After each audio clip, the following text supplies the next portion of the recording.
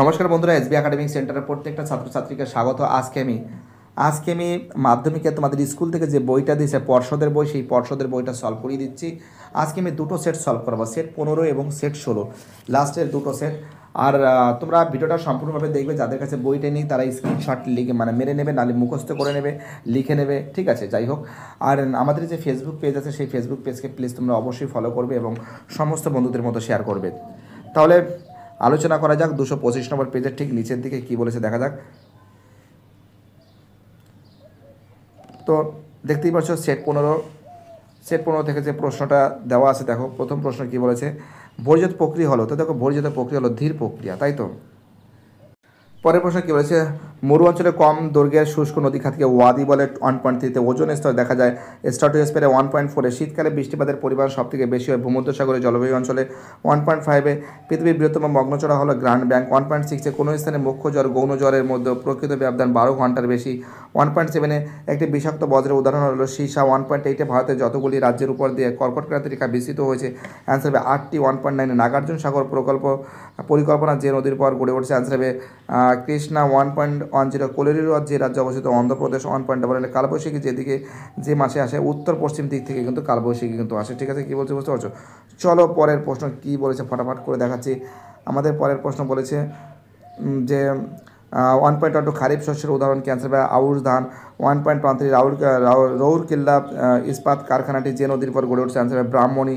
1.14 ট্রোপোগ্রাফিক্যাল মানচিত্রে পাকা সড়কপথ অঙ্কন করা হয় যে রং দিয়ে, অ্যান্সার হবে লাল রং দিয়ে, ঠিক আছে। এবার দেখো আমাদের পরে যে প্রশ্নগুলো আছে এই প্রশ্নগুলো সলভ করে দিচ্ছি তোমাদের, ঠিক আছে। কী বলেছে দেখো, উপদ্বীপীয় মালভূমির দীর্ঘতম নদী হলো গোদাবরী, ঠিক আছে। 2.12 জেট বায়ুর ঊর্ধ্ব স্ট্র্যাটোস্ফিয়ারে প্রবাহিত হয়, ভুল আছে। বায়ুর আর্দ্রতা অ্যানোমিটারের দ্বারা পরিমাপ করা হয়, ভুল আছে। চাঁদের কী বলেছে, চাঁদের পেরিজি অবস্থানকে জ্বরের প্রাবল্য বেশি হয়, ঠিক আছে। কঠিন বজ্র কোন নিচু জমিতে জমা করে ভরাট করার পদ্ধতিকে ল্যান্ডফিল বলে, ঠিক আছে। আরাবল্লী পশ্চিমাংশে ভূমিকে বাগার বলে, ভুল আছে। পিক্সেল এর সংখ্যা বেশি হলে উপগ্রহ চিত্রে উন্নত মানের হয়, এটা ঠিক আছে। 2.21 যে প্রক্রিয়ায় ভূমির উচ্চতা বৃদ্ধি পায় তাকে কী বলে, আরোহণ বলে। 2.22 নদীর ড্যাশ ক্ষয়ের ফলে মন্থকূপ সৃষ্টি হয়, অবঘর্ষ। পৃথিবীর অ্যালবার্টের পরিমাণ 34%। সমুদ্র জলের একমুখী অনুভূমিক প্রবাহকে কী বলে, সমুদ্র স্রোত বলে। 2.25 মধ্যপ্রবাহে নদীর নিম্নক্ষয় অপেক্ষা কী আছে, পার্শ্বক্ষয় বেশি হয়, মধ্যপ্রবাহে পার্শ্বক্ষয়টা বেশি হয়। 2.26 ভারতের জনবিরল রাজ্য হল অরুণাচল প্রদেশ, ঠিক আছে। 2.27 শিল্প নির্গত বায়ু দূষণকারী পদার্থ দূর করার যন্ত্রটির নাম কি, স্ক্রাবার। এবার দেখো এটা হয়ে যাওয়ার পর তোমাদের এবার আমি বাকি যে প্রশ্নগুলো আছে এইগুলো সলভ করে দিচ্ছি, ঠিক আছে। 2.3 মরু সমপ্রায় ভূমির উপর দিয়ে অবস্থিত প্রায় গোলাকার ক্ষয়জাত পাহাড়কে কী বলে, ইনসেলবার্স বলে। 2.32 দক্ষিণ ভারতের সবচেয়ে উচ্চতম শৃঙ্গের নাম কি, আনাইমুদি। 2.33 হিমালয় পর্বতের অঞ্চলে অবস্থিত লবণাক্ত জলের হ্রদকণ্ঠে, অ্যান্সার হবে প্যাগং। তো দেখতে পাচ্ছি অ্যান্সারগুলো তোমাদের দেখাচ্ছি। আনাইমুদি প্যাগং হবে। তারপরে 2.34 অ্যান্সার হবে উত্তরাখণ্ডের দেরাদুনে। 2.35 অ্যান্সার হবে বেঙ্গালুরু। 2.35 36 অ্যান্সার হবে ব্যাসল্ট। 2.37 অ্যান্সার হবে মহারাষ্ট্র। 2.38 অ্যান্সার হবে ডিজিটাল, ঠিক আছে। এবার দেখো 2.4 এখানে কিন্তু ম্যাচিংগুলো কিন্তু করা আছে। কেন্দ্রীয় কৃষি গবেষণাগার হবে ইম্ফল হবে। ভারতের ম্যানগ্রেভ অরণ্য হবে কিন্তু সুন্দরবন। ভারতের ডেট্রয়েট হবে চেন্নাই।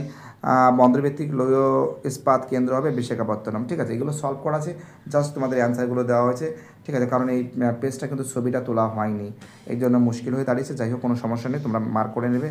আর যারা বই পাওনি তারা কিন্তু লিখে নেবে, ঠিক আছে। চলো আমাদের পরের যে পেজটা আছে সেট নাম্বার 16। প্রথম প্রশ্ন কী বলেছে, 1.1 বহির্জাত প্রক্রিয়ার মূল উৎস হল সূর্য।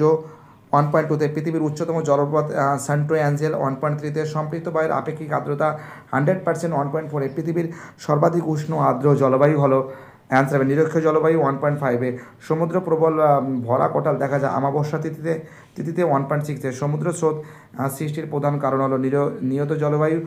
1.7 স্ক্রাবার পদ্ধতি ব্যবহার করা হয়েছে শিল্প ক্ষেত্রে।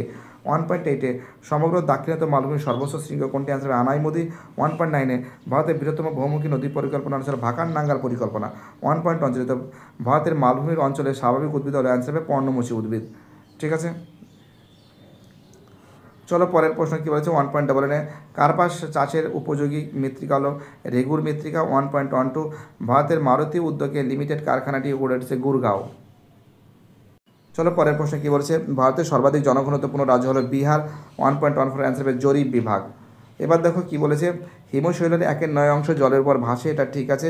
তারপরটাও ঠিক আছে, তারপরটাও ঠিক আছে। 2.14 ভুল, 2.15 ভুল, 2.16 ভুল, 2.17 ঠিক, অর্থাৎ তিনখানা ঠিক। এবার দেখো এই যে প্রশ্নগুলো আছে দেখে নাও তোমরা। যে প্রশ্নগুলো বলেছে কী বলছে মরুভূমির শুষ্ক নদীখাতকে ওয়াদি বলে। উষ্ণতা কমলে বায়ুর চাপ বাড়ে। 2.23 বায়ুমণ্ডলের ড্যাশ স্তরে মেরুপ্রবাহ সৃষ্টি হয় আয়নোস্ফিয়ারে।